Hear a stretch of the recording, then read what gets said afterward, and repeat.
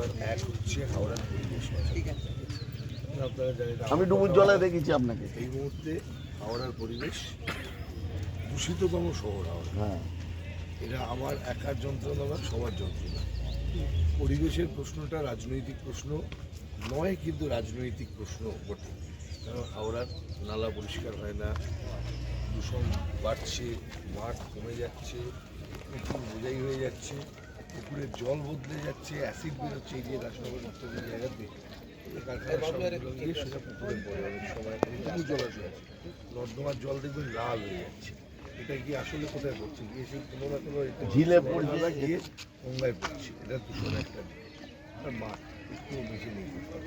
আমার একটাই কথা, এখন যা মাঠ আছে অন্তত খেলার মাঠ পার্ক আমাদের বাঁচাতে হবে। এটা সবার জন্য, এটা আমার একার জন্য নয়, বা যারা নির্বাচনে লড়ছেন তাদের জন্য নয়, ভবিষ্যৎ প্রজন্মের জন্য। মাঠই থাকবে না, থাকলে আমাদের আর কিছু শহরের কিছুই বাঁচবে না। বাঁচাতে পেরেছি, এটা থাকবে, বাকি মাঠগুলোকে আমাদের বাঁচাতে হবে। আমাদের ক্যান্ডিডেট এইটুকু, এর বাইরে আপনি এগিয়ে যান, আমরা আছি আপনার। এর বাইরে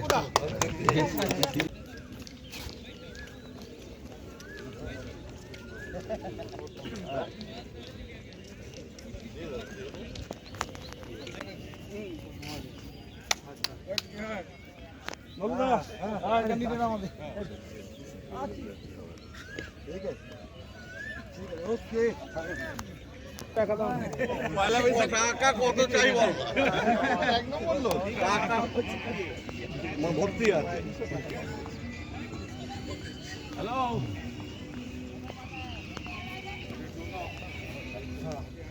আরে বীরেশদা আসবেন?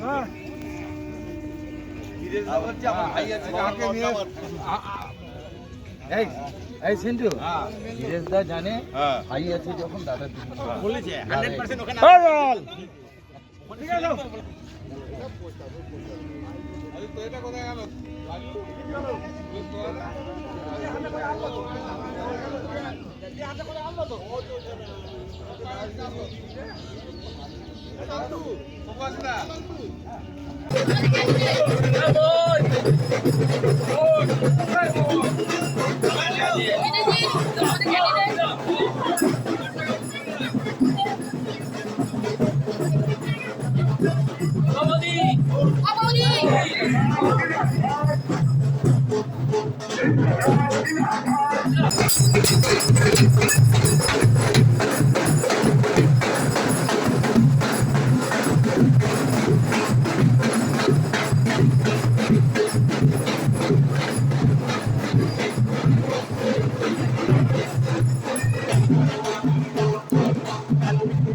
ছবি উঠছে না, খালি ক্যামেরা ধরে আছি।